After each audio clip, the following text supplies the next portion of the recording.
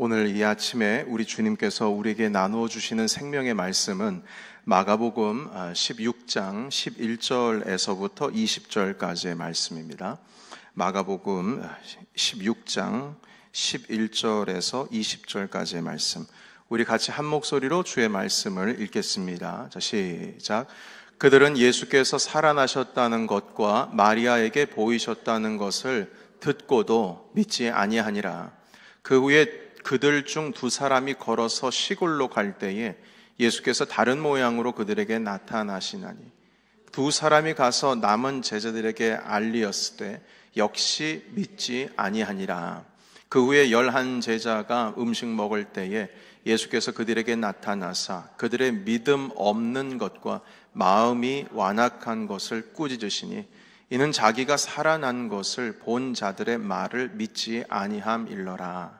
또 이르시되 너희는 온 천하에 다니며 만민에게 복음을 전파하라. 믿고 세례를 받는 사람은 구원을 얻을 것이요 믿지 않는 사람은 정죄를 받으리라. 믿는 자들에게는 이런 표적이 따르리니, 곧 그들이 내 이름으로 귀신을 쫓아내며 새 방언을 말하며 뱀을 집어 올리며 무슨 독을 마실지라도 해를 받지 아니하며 병든 사람에게 손을 얹은즉 나으리라 하시더라. 주 예수께서 말씀을 마치신 후에 하늘로 올려지사 하나님 우편에 앉으시니라. 제자들이 나가 두루 전파할세 주께서 함께 역사하사 그 따르는 표적으로 말씀을 확실히 증언하시니라. 아멘. 믿지 아니하니라 라는 제목 가지고 주님의 말씀 우리 함께 나누도록 하겠습니다. 여러분, 오늘로써 이 마가복음 강해를 이제 마지막으로 마치게 됩니다. 저의 설교 기록을 보니까요, 그 마가복음 1장 1절 처음 시작한 때가 언제였냐면 2021년 8월 1일이었습니다. 그러니까 벌써 2년이 지나고 좀 더 한 몇 개월 더 지나지 않았습니까? 원래는 마가복음이라고 하는 것 자체가 복음서 중에 제일 짧은 말씀이기 때문에 저는 생각하기를 이 말씀이 함께 나누다 보면 1년도 못 갈 것 같다, 이런 생각을 했었는데, 매 주일마다 말씀, 물론 이제 특별한 절기나 이런 때가 있었으면 다른 주제로 말씀을 함께 나눴습니다만 이렇게 2년까지 갈지는 전 몰랐습니다. 그만큼 이 복음서 중에 제일 짧은 말씀이지만 그럼에도 불구하고 하나님의 깊은 마음이 담긴 끝을 알 수 없는 정말 심오한 진리의 말씀이라는 것을 다시 한번 깨달으면서, 우리 예수님께서 이 복음서를 통하여 마지막에 이 마가복음에서 뭘 우리에게 말씀하고 싶으신가, 그 마음을 오늘 함께 나누면서 마무리를 하도록 하겠습니다. 오늘 읽은 이 마가복음 16장 마지막 부분에서 계속 반복되는 문장, 비슷한 문장들, 비슷한 어떤 문구들을 발견할 수가 있습니다. 그것은 믿지 아니하니라, 바로 이것이었습니다. 여러분 보시면 11절에 보시면 듣고도 믿지 아니하니라, 들었는데 안 믿는다는 겁니다. 그리고 13절에도 보면 두 사람, 여기서 두 사람은 그 엠마오로 가는 두 제자를 의미하죠.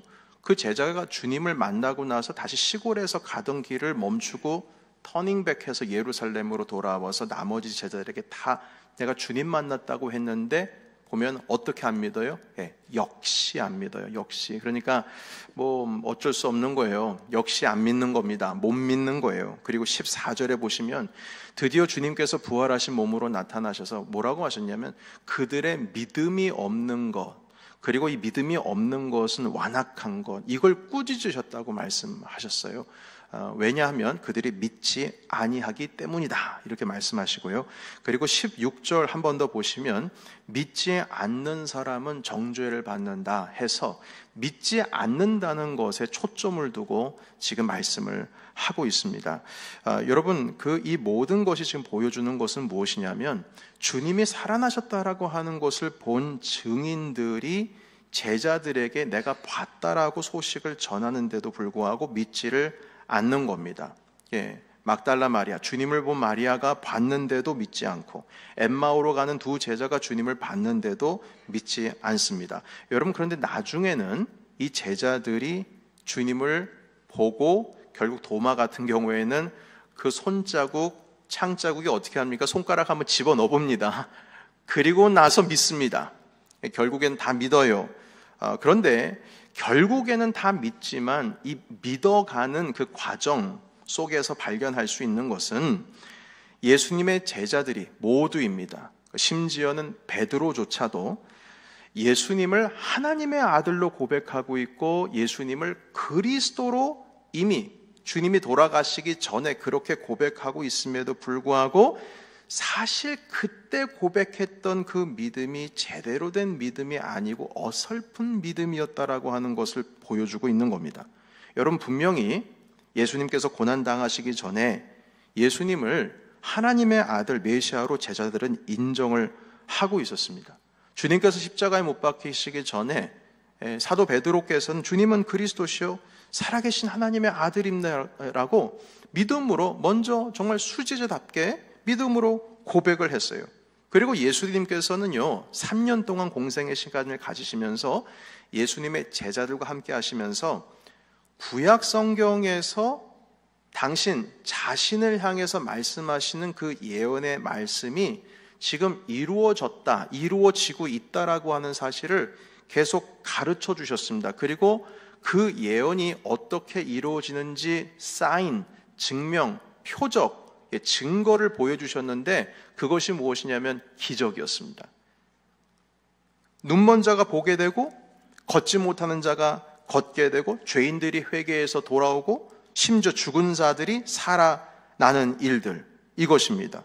그래서 이것은 바로 하나님의 아들 메시아가 하는 일이라고 선지자들이 말씀을 하고 있고, 그리고 이 주님께서 모세를 통하여 가르쳐 주신 창세기부터 이 모든 것이 다 주님을 말씀하시는 그러한 내용이라고 하는 것을 지금까지 가르쳐 주셨거든요.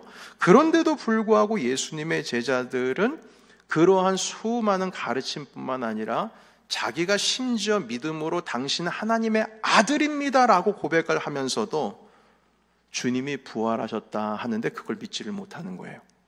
여러분, 희한하지 않습니까? 여러분, 만약에 예수님의 하나님의 아들이란 사실을 이미 알고 있었다면, 뼛속까지 주님을 그렇게 믿음으로 고백을 하고 있었다면, 주님께서 부활하셨다라고 하는 소식이 들리면 그걸 믿어야 맞는 겁니다. 그걸 믿어야 맞는 거예요. 여러분, 예수님은 제자들에게 심지어 구체적으로 명확하게 말씀하셨어요. 인자가, 여러분, 인자란 뜻은 사람의 아들이란 뜻인데, 이건 다니엘서 7장에 메시아를 가리켜서 사람의 아들처럼 생긴 이가 해서 그분을 의미하는 거거든요. 그래서 주님은 당신을 향해서 인자가 할 때는 이 사람의 아들이, 그 말은 다니엘서에서 말씀하시는 그가 바로 나다라는 걸 가르쳐 주시는 거예요. 그런데 이분께서 뭐라고 하시냐면, 인자가 고난당하다가 죽었다가 3일 만에 부활할 것이다 라고 하는 것을 여러 번 말씀하셨어요.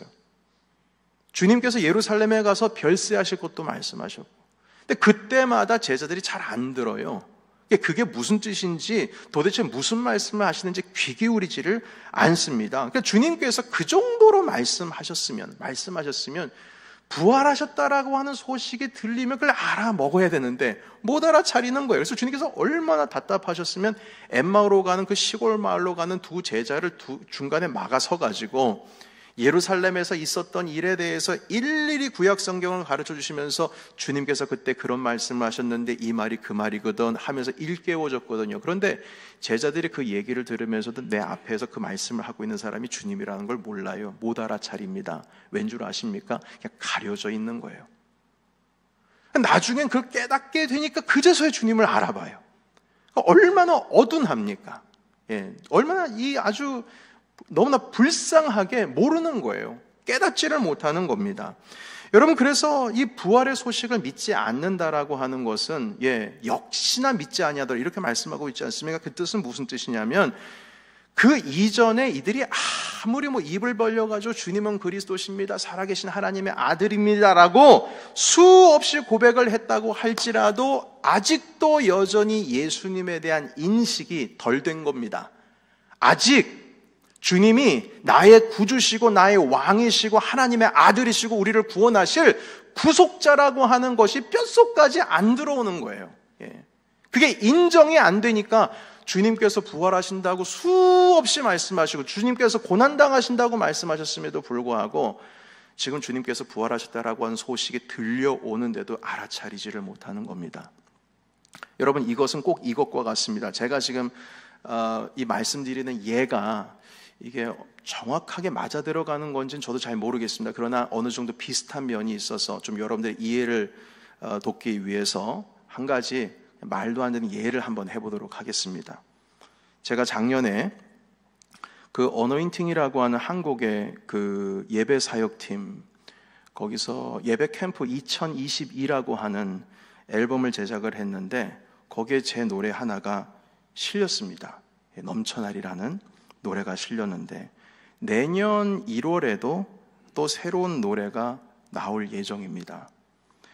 그리고 다음 달에 미국 장로교 청년연합 집회가 있는데 제가 둘째 날에 강사로 초빙이 되었습니다. 자, 제가 지금 이 말씀을 드렸습니다. 그런데 여러분, 제가 이 말씀 드린 것을 믿으십니까? 웃기죠? 예. 근데 여쭤보는 거예요. 믿으십니까, 여러분? 당연히 믿으시죠. 믿으시겠죠. 왜냐하면 그럴 만한 일들이 우리 여러분과 저와의 사이 가운데에서 있었기 때문입니다. 여러분들과 제가 보내는 지난 수년의 시간 동안에 여러분들은 저를 경험했어요. 제가 누군지를 알아요. 저를 눈으로 보고 확인한 바가 있고 심지어 넘쳐나리라고 하는 곡이 유튜브에 올라가 있는 것도 확인하고 그렇게 제가 활동하고 있었던 것도 알고 있고 한국에서 활동하고 있었던 사실을 다 알고 있어요. 다 알아요. 더군다나 제가 장로교 목사이기 때문에 미국 장로교 청소년연합 집회에서 청년연합 집회에서 초빙이 되었다라고 한다면 초청이 되었다고 한다면 그걸 믿지 않을 이유가 없죠. 아, 목사님 가시는구나. 그냥 그렇게 생각하겠죠. 당연히 여러분들께서 경험한 저라는 목회자를 알고 있기 때문에 당연히 말하면 믿지 않으시겠습니까? 예. 우리 중에 제가 이 말을 했다고 해서 에이, 목사님 거짓말하는 거야. 뻥이야. 에이, 말도 안 돼. 그럴 리가 없어. 이렇게 말하는 사람이 세상에 어디 있으시겠어요? 여러분들과 저 사이의 관계 속에서요. 자, 그런데 만일 여러분 중에 어느 한 분, 옆에 계신 분, 바로 옆에 계신 분이 오른쪽에 계시든 왼쪽에 계시든 앞에 계시든 뒤에 계시는 어느 한 분이 이렇게 말했다고 한번 칩시다. 아, 사실은요, 저도 찬양을 만들어 왔고요, 어노인팅이라고 하는 찬양팀을 통해서 제가 앨범도 만들고 발표도 했어요. 그리고 제가 평신도이긴 하지만 다음 달에 있는 미국 장로교 청년연합 집회의 둘째 날에 강사를 초청을 받았답니다. 아, 집사님, 저를 위해서 좀 기도해 주세요. 제가 설교를 잘할 수 있도록요. 이렇게 말한다면 여러분 그 말 믿으시겠습니까? 믿으시겠어요? 여러분 중에 어떤 분도 그 말씀, 그 소식을 전하면 믿지 않을 겁니다. 오히려 아무리 진지하게 얘기를 해도 허풍쟁이라고 생각할 거예요. 웃긴 사람 다 보겠네. 여러분, 그러니까 이게요, 제자들은요, 지난 3년 동안 주님을 경험을 못한 게 아니에요. 경험을 했어요.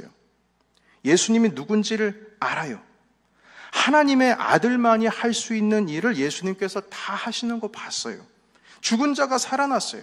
자기 자신들이 같이 탔던 배가 풍랑을 만났는데 주님께서 바람아 잔잔하라 파다야 잠잠하라 하니까 그 명령에 순종했어요. 그래서 그 배 안에 있었던 제자들이 서로 뭐라고 얘기를 했냐면, 아니 이분이 도대체 누구이건데 바람과 파도가 명령에 순종하냐는 거예요. 그런 과정을 통해서 이분이 하나님의 아들이라고 하는 인식이 들어오는 겁니다. 여러분, 물고기 2마리 떡 5개로 5,000명 먹이셨어요. 귀신이 예수님만 보면 벌벌 떨고 도망갑니다. 못 보던 사람이 보게 되고 혈루병 났고 나병 환자가 났고 걷지 못하는 자가 걸었어요. 어느 누가 봐도 메시아예요. 그리고 예수님은 하나님의 아들이고 결국에는 그리스도라고 고백까지 했어요. 그런데 예수님의 부활을 못 믿을 이유가 뭐가 있어요? 관계가 없다면, 전혀 이 사람을 경험해 보지 못했다면 의심할 만하죠. 저도 어디 가가지고 제가 그렇게 목회합니다라고 하면은 믿지 못하는 사람, 정말요? 그래요. 정말요? 이래요. 왜냐면 모르니까, 서로 경험을 해본 적이 없으니까요. 그런데 그 예수님의 전에 3년 동안 주님을 못 믿을 이유가 없어요. 다 경험하고 이미 사인까지 표적까지 볼 건 다 봤어요. 보고 만지고 경험했잖아요. 고백까지 했어요. 주님은 그리스도시요 살아계신 하나님의 아들입니다. 그리고 예수님께서 죽은 자도 살리셨거든요. 그런데 부활의 소식을 못 믿을 이유가 뭐가 있어요? 여러분, 이 말은 곧 이것과 같습니다. 제가 노래를 만든 그 찬양이 어노인팅 새로운 앨범에 수록되었다고 얘기를 하고 다음 달에 미장로교 청년연합집회 둘째 날 강사로 초청했다는 소식을 여러분들께 전했을 때 여러분께서 혹시 목사님 믿어지지 않습니다. 그거 거짓말일 겁니다. 그럴 리 없습니다. 이렇게 얘기하는 것과 똑같은 거예요. 아니 그걸 다 경험을 해놓고서 마지막 막판에 가지고 왜 주님의 부활하심을 믿지를 못하는 거냐고요. 여러분, 그러니까 예수님의 제자들은요, 예수님의 그 부활을 직접 손가락으로 껴보고 한번 상처도 만져보고 그 부활을 확인하기 전까지 예수님을 하나님의 아들이라고 입으로는 고백을 했는데요, 그 고백이 아직 어설픈 겁니다. 아직 덜 익은 거예요. 아직 성숙하지가 못하는 겁니다. 아직까지도 뼛속 깊숙이 주님은 내 왕입니다. 나의 전부입니다. 당신이 나의 구속자이십니다. 라고 하는 그 고백 가운데에 의심이 있는 거예요. 여전히 그리스도를 나의 구주로 받아들이지를 못하는, 입으로만 시인할 수밖에 없는 그런 현상이라는 것입니다. 그들이 그걸 믿는다면 삶 속에서 그 믿음을 증명해내야 하는데 그 부활의 소식을 듣고도 믿지 못했다라고 하는 것은 그의 삶이 믿음이 없음을 그 자체가 보여주고 있는 것입니다. 여러분, 그러니까 이들의 삶의 눈은 떠 있어도 감겨 있는 것과 같고요, 귀는 열려도 닫혀 있는 것과 똑같은 겁니다. 예수님의 제자들이 보고도 경험하고도 주님의 부활하심을 경험 못한 것은, 주님의 그 소식을 믿지를 못하는 것은 여전히 주님께서 우리의 구속자라고 하는 사실을 받아들이지를 못하는 삶을 지금까지 주님과 함께 있으면서도 살아왔다는 겁니다. 여러분, 그런데 여기서 사실, 그 팩트 말입니다. 주님께서 부활하셨다라고 하는 그 팩트를 믿지 않았다라고 하는 것은 단순히 그 사실이 안 믿어진다는 의미가 아니에요. 주님께서 부활하셨다라고 하는 것은 그분께서 하나님의 아들이라고 하는 사인이거든요. 이게 마지막 요나의 표적이라고 하신 그거예요. 그것은 바로 예수님께서 진짜 우리의 구속자라고 하는 뜻이 그 뜻이거든요. 살아나셨다라고 하는 것은 그 뜻이에요. 그러니까 이 팩트를 믿지를 않는다라고 하는 뜻은 곧 예수님이 여전히 나의 구주이고 왕이고 그분이 나의 주관자라고 하는 믿음의 삶이 아니라고 하는 것을 뜻하는 겁니다. 그러니까 흔들릴 수밖에 없는 거예요. 흔들릴 수밖에 없는 거예요. 안 믿어지니까. 입으로는 고백은 하지만 그분이 나의 주관자시고, 여러분, 나의 주관자시고 나와 영원히 함께 하시겠다고 하는 임마누엘 하나님의 의심이 생길 수밖에 없어요. 의심이 생길 수밖에 없어요. 흔들릴 수밖에 없는 겁니다. 여러분, 우리도 마찬가지예요. 아무리 오랫동안 예수님을 믿어도요, 우리의 믿음이 제자들처럼 이 헛믿음일 가능성이 높습니다. 우리 내면에 정말 예수님이 우리의 구조가 되신다면 우리의 삶에 그 표징이, 증거가 나타나야 되거든요. 삶 속에서 정말 주님께서 내 왕이라고 하는 삶의 증표가 나타나야 된다는 겁니다. 그런데요, 여러분, 이게 감사한 건 뭐냐면 이 제자들이 부활하신 주님을 만나고 나서 완전히 달라졌습니다. 물론 정말 확실히 달라진 건 성령 강림절 이후에 완전히 달라졌어요. 그런데 그때의 그 말씀을 하시는 것입니다. 여러분, 19절과 20절 오늘의 말씀을 한번 잠깐 살펴보도록 하겠습니다. 읽어보겠습니다. 자, 시작. 주 예수께서 말씀을 마치신 후에 하늘로 올려지사 하나님 우편에 앉으시니라. 제자들이 나가 두루 전파할세 주께서 함께 역사하사 그 따르는 표적으로 말씀을 확실히 증언하시니라. 아멘. 여러분, 여기에 보시게 되면요, 주님이 승천하시고 나서 제자들이 주님이 부활하셨다라고 하는 사실을 나가서 전파하는데 이것은 성령 강림절 이후에 일어난 사실들입니다. 여러분, 지금 이 예수님께서 승천하시고 나서는 주님이 당연히 옆에 없죠. 내 옆에, 제자들 옆에 없습니다. 옆에 내가 지금까지 믿고 의지했던 사람이 없으면 어떻게 됩니까? 불안하죠. 아직 핍박이 멈춘 것도 아닙니다. 불안합니다. 그들의 삶이 예수님이 계실 때와 안 계실 때가 분명히 달라질 수 있을 겁니다. 적어도 내 옆에 안 계시기 때문에 내 삶이 또 흔들릴 수가 있어요. 안 계시니까요. 그러나 오늘 20절 마지막 절을 보면은 마가복음의 결론을 맺고 있습니다. 그것은 무엇이냐면 주님께서 그들과 함께 하셔서 주께서 표적을 여전히 보여주시면서 그들이 전했던 그 소식, 그들의 삶의 증언들, 이 모든 것들이 맞다라고 하는 것을 주님께서 확실히 증언하시니라 이렇게 말씀하고 있어요. 그러니까 완전히 달라진 거예요. 옛날에는 예수님께서 함께 계실 때조차도 제자들은 주님께서 함께 하시는데도 무서워가지고 도망가고,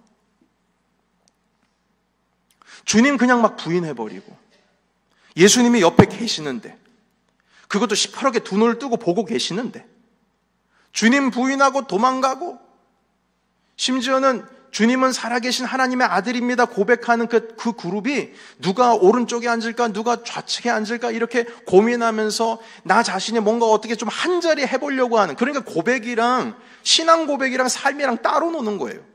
주님께서 말씀하신 것은 그런 통치가 아니신데 이들은 좀 한자리 해보려고 하는 거예요. 여러분, 주님께서 살아계실 때도 그랬어요. 그러면 안 계시면 더 해야죠. 더 안 좋아져야죠. 그런데 웃긴 것은, 여러분 참 신기한 것은 주님께서 승천하셨는데요, 이들이 담대합니다. 사내들은 공회 앞에서 종교 지도자들이 신문하는 가운데에 내가 사람 말 듣는 게 맞냐 하나님 말 듣는 게 맞냐 하시면서 무서움 없이 담대하게 그들 앞에서 복음을 전파합니다. 그러니까 사람들이 깜짝깜짝 놀라는 거예요. 옛날엔 다 도망 다니고 흩어지고 다 숨었던 친구들이 지금 와가지고 어떻게 이럴 수 있냐는 것이죠. 때리면 때릴수록 좋아해요. 주님의 이름 때문에 내가 핍박받는다는 사실에 기뻐하면서 찬송하면서 돌아갔다라고 기록을 하고 있어요. 완전히 달라지지 않았어요? 부활 이전의 신앙 고백과 부활 이후의 신앙 고백이 존재적으로 완전히 다른 겁니다. 완전히 다르게 일어나고 있어요. 여러분, 여기서 우리는 확실히라고 하는 이 단어를 좀 보고 싶습니다. 맨 마지막 20절 잠깐 펼쳐주시고요. 여러분, 옛날에는 어설펐던 신앙생활을 하고 있다면 주님, 부활하신 주님을 만난 이후에는 확실한 신앙을 가지고 있다는 뜻입니다. 그럼 무슨 뜻이냐면 예수님께서 여전히, 예수님은요 그 이전에도 주님께서 확실한 증표를 보여주셨고 그 부활하신 이후에도 확실한 증표를 보여주시면서 너는 내 사랑하는 아들이다, 넌 내 사랑하는 딸이다, 이 증표가 이 십자가에서 내가 보여줬다 라고 하는 것 뿐만 아니라 내가 너를 사랑한다, 내가 너와 영원히 함께한다, 내가 너의 임마누엘 하나님이다, 내가 메시아다, 너의 그리스도다, 내가 너의 왕이다 라고 하는 사실을 여전히 끊어지지 않고 주님께서 베드로와 요한을 통해서 앉은 자도 일어나고 죽었던 도르가도 일어나고 다 일어나면서 기적들이 일어나고 있습니다. 그러니까 주님께서 확실히 증명해주고 있어요. 여러분, 그렇다면요 우리도 마찬가지입니다. 과거에는 어설픈 믿음으로 살아갔다면 이젠 부활을 목격하고 부활신앙으로 살아가는 그 믿음으로는 이젠 우리도 주님 앞에서 확실한 신앙으로 나아가야 될 줄로 믿습니다. 여러분, 여긴 성경에 보게 되면은 여기 영어로 confirmed라고 되어 있죠. 주님께서 확인시키시고 확증시키시는 거예요. 주님께서 그만큼 우리에 대한 사랑을 십자가를 통해서 확증해 주시고 확인시켜 주셨으면, 표적으로 나타내 주시고 해 주셨다면 우리도 주님을 향한 우리의 믿음을 하나님 아버지 앞에서 확실히 해야 되지 않을까요? 주님이 우리를 향해서 신실하면 우리도 주님을 향해서 신실해야죠. 주님께서 우리에게 당신의 사랑을 보여주셨으면 우리도 주님을 향해서 그 사랑을 보여드려야 되지 않겠습니까? 그거 당연한 삶인 것입니다. 여러분, 그런데 이 컨펌드 됐다라고 하는 이 단어를요, 저는 이제 우리에게 적용을 한다면 조금 더 우리가 신앙적으로 좀 다가올 수 있는 단어로 좀 바꿔보고 싶다는 생각을 했습니다. 내가 하나님 아버지 앞에 확증된 신앙으로서, 확증된 삶으로서 주님 앞에 우리의 믿음을 보여드리려면 어떻게 해야 될까라고 했을 때 우리의 삶에 좀 느낌에 좀 다가오는 단어로 바꾼다면 믿음직스럽다라고 하는 단어를 좀 쓰고 싶어요. 주님께서 우리에게 확실하셨으면 우린도 주님께 확실하다는 것을 믿음직스러운 믿음이라는 겁니다. 믿음직스러운 믿음. 주님 앞에 성실하다라고 하는 그 단어를 쓰고 싶어요. 사랑하는 성도 여러분, 여러분들은 주님 앞에 믿음직스러운 그 믿음을 주님 앞에 삶으로 보여주시고 계십니까? 여러분께서는 주님을 향하여서 성실한 믿음을 주님 앞에 보여주시고 계십니까? 주님은 우리를 향하여서 언제나 믿음직스러웠어요. 주님은 우리를 향해서 늘 성실하셨어요. 늘 faithful 하셨어요. 그렇다면 우리도 확실히 우리가 주님의 아들이고 주님의 딸이라고 하는 사실을 이 세상 가운데 주님에게 믿음으로, 또한 입술로뿐만 아니라 우리의 삶으로 주님 앞에 신앙 고백을 해야 될 줄로 믿습니다. 여러분, 예수님의 제자들은 주님께서 부활하시고 나서 주님께서 옆에 안 계시지만 완전히 다른 사람으로 바뀌었습니다. 그래서 초대교회 사람들은 이 신실한 이 믿음직스러운 믿음을 가지고 끝까지 나아갔어요. 여러분, 어느 정도였냐면 자기 것을 자기 것이라고 하지 않고 예수 그리스도께서 모든 자에게 자기 장신을 나누어 주셨듯이 그렇게 나누어 주기 시작했습니다. 삶으로 그게 드러나는 거예요. 믿음직스러운 믿음입니다. 사도 베드로 같은 경우에는요, 예수님께서 승천하시고 나서 첫 기적을 베푸셨던 분이신데 성전 미문에 앉아있는 안진뱅이가 일어났거든요. 근데 저는 그 일어났다는 사실이 중요한 것이 아니고 저는 그 시기, 그 때를 좀 알고 싶어요. 그 때를 좀 집중하고 싶다 이 말인 겁니다. 거기 뭐라고 말씀하시냐면 제9시 기도 시간에 성전에 기도하기 위하여 사도 베드로와 요한이 올라가다가 성전 미문에 앉아있는 사람을 만나서 그 사람을 고쳐준 겁니다.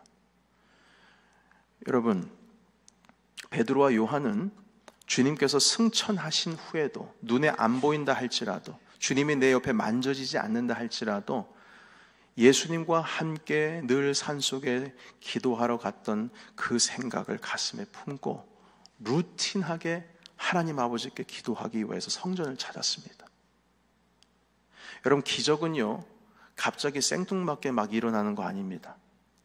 우리가 주님을 향하여서 갑자기 어디서 막 이렇게 갑자기 뭐 우연치 않게 막 기적이 일어나는 거 아니에요. 하나님 아버지 앞에 우리의 신앙을 끊임없이 오늘도 여전히 변함없는 성실한 믿음직스러운 그 믿음의 삶의 증거를 주님 앞에 보여드릴 때 그 과정 속에서, 그 루틴한 과정 속에서 주님께서는 우리에게 사인을 보여주시는 겁니다. 기적을 보여주시는 거예요. 사도 베드로께서 무드쟁이 시몬, 이 가죽 만지는 그 시몬의 집에서 머무르고 계시다가 고넬료라고 하는 이방인이 보낸 사람을 만나고 하나님께서 고넬료, 이방인에게 처음으로 복음 전할 수 있는 기회를 주셨어요. 근데 언제 그 고넬료를 만나게 해주시냐면 그 베드로 사도께서 제6시 기도 시간에 그 시몬의 집 지붕 위에서 기도를 하다가 주님으로부터 메시지를 듣거든요. 이것도 루틴한 거예요. 갑자기 그날 뭐 어쩌다가 기도하고 싶어서 기도하다가 주님께서 가르쳐 주신 것이 아니라 본래 기도하는 시간이었어요. 여러분, 주님 앞에 신실하다, 믿음직스럽다라는 말은 변함이 없이 처음부터 끝까지 주님 앞에 정한 것을 지키고 나간다는 겁니다. 예배가 그러해야 합니다. 여러분들의 기도 생활이 그래야 합니다. 하나님의 말씀을 접하는 신의 삶이 그러해야 해요. 그 삶 속에서 주님과 교제하면서 우리의 믿음이 더 성장할 수 있는 것입니다. 여러분, 그래서 우리가 이 부활 이전의 믿음이 아니라 부활 이후의 믿음으로 살아가야 해요. 부활 이전의 믿음은 입만 살아있는 거예요. 주님은 그리스도시요 살아계신 하나님의 아들입니다. 그리고 도망가 버렸어요. 그리고 주님 배신해버렸어요. 아니요, 이제는 부활 이후입니다. 성령님 받고, 그리고 누가 뭐라 한들 나는 여전히 주님 편이다. 나는 여전히 주님 앞에 예배자이다. 세상에 어떤 것이 나를 위협한다 할지라도 나는 여전히 주님의 사랑받는 자녀다. 주님께서는 언제나 나에게 선하셨고 그렇게 시작했기 때문에 나도 주님 앞에서 신실할 거다, 믿음직스러울 거다, 성실할 거다. 여러분, 이런 자들에게 주님께서는 기도 응답 안 하실 이유가 없습니다. 먼저 그의 나라와 의를 구하라. 그리하면 이 모든 것을 너에게 더해 주시리라. 주님의 약속은, 신실하신 그 약속은 지켜집니다. 이 믿음으로 살아가는 자에게 주님께서 기적 베풀어 주시는 겁니다. 여러분, 우리 교회가 정말로 주님의 은혜 가운데 성장하고 든든히 세워져 가기를 원한다면 우리 모든 성도들은 부활 이전의 신앙으로 고백하면 안 됩니다. 이젠 그 이후로 고백해야 해요. 하나님, 주님이 저에게 신실하셨듯이 저도 주님을 향하여 확실한 믿음으로 살아가겠습니다. 신실한 믿음으로 살아가겠습니다. 믿음직스럽게 살아가겠습니다. 이 믿음을 가지신 모든 분들에게 우리 주님의, 하나님께서 여러분들을 사랑하신다는 놀라우신 사인, 그 놀라운 기적들이 여러분들 가운데 임하시기를 주의 이름으로 축원합니다. 우리 함께 기도하겠습니다. 하나님 아버지, 마가복음의 마지막은 믿음이 없었다, 이렇게 말씀하고 있습니다. 하나님, 마가복음 1장부터 66장까지 수없이 많은 고비가 있었지만 결국 마무리하는 것이, 그럼에도 불구하고 이 제자들이 믿지를 않았다, 이렇게 끝날 뻔했습니다. 그러나 결국에는 이들이 믿어서 주님의 부활 이후에는 담대한 믿음으로 살아가고, 믿음직스러운 믿음으로 살아가고, 신실한 믿음으로 살아가고, 성실한 믿음으로 살아갔습니다. 하나님, 우리도 마찬가지입니다. 아무리 신앙생활 오래 한들 하나님, 우리가 부활 이전의 신앙 고백으로 살아간다면 넘어질 수밖에 없습니다. 그러나 주님, 이 시간 부활 이후의 신앙으로 그 고백으로 나가고자 합니다. 하나님, 우리에게 더 큰 믿음 주시고, 하나님 주님을 향하여 믿음직스러운 믿음, 하나님 아버지 정말 성실한 믿음으로써 주님 앞에 나아갈 수 있도록 인도하여 주시옵소서. 우리 함께 동성으로 하나님 아버지 앞에 결단하시면서 기도하기를 원합니다. 기도하겠습니다. 하나님 아버지, 이 시간 간절히 원합니다. 부활 이후에 신앙 고백으로 주님 살아가기를 원합니다. 하나님 아버지, 갑작스러운 기적이 아니라 우리의 하나님을 향한 성실한 믿음의 고백 속에서, 루틴한 하나님 그런 삶 속에서 하나님의 수없이 많은 놀라운 사인들이 하나님 우리 가운데 일어나기를 원합니다. 하나님 아버지, 어렵고 힘들 때마다 주님께서 우리를 향하여 언제나 신실하셨듯이 우리도 주님을 믿고 신실함으로 나아가고자 합니다. 하나님 아버지, 수없이 많은 핍박 속에서도 신앙을 잃지 않았던 믿음의 선조의 그 신앙의 길을 따르기를 원합니다. 수없이 두려움이 있고 도전되는 삶 속에서도 하나님을 향하는 우리의 신실한 믿음을 잃어버리지 않기를 원합니다. 성령 하나님, 우리와 함께 해주시고, 주님은 그리스도시여 살아계신 하나님의 아들입니다. 우리의 왕이십니다. 주관자이십니다. 영원한 하나님 구세주이십니다. 이 고백을 입술로만이 아니요 우리의 삶으로 하나님 아버지 앞에 증거하며 살아갈 수 있도록 인도하여 주시옵소서. 하나님 아버지, 수많은 도전들이 있었지만 예수님의 제자들이 주님 부활 이후의 신앙으로 살아갔기에 그 많은 챌린지들을 다 뛰어넘고 교회를 세울 수가 있었습니다. 만약 그 부활 이전의 신앙이었으면 다 무너졌을 것입니다. 하나님, 이 시간 우리가 같은 믿음이라고 할지라도 하나님 예수 그리스도를 만난 그 부활의 신앙, 그 부활의 믿음으로 하나님 주님의 가정과 주님의 일터와 주님의 교회를 세울 수 있도록 도와주시옵소서. 하나님, 우리의 살아가고 있는 삶의 자리 속에서 수많은 챌린지들이 있습니다. 핍박들이 있고 역경들이 있습니다. 아픔이 있습니다. 하나님, 각 일터에서 넘어지지 않게 하시고, 하나님 가정에서 넘어지지 않게 하시고, 우리 교회의 삶 속에서 넘어지지 않고, 하나님, 우리 주님이 우리를 향하여 신실하셨듯이 우리도 신실하게 하나님 그 갔던 그 길을 멈추지 않고 하나님 루틴하게 하나님 주님과 함께 동행할 수 있는 우리 모두가 되게 하여 주시옵소서. 예수님의 이름으로 간절히 기도하옵나이다. 아멘. 할렐루야.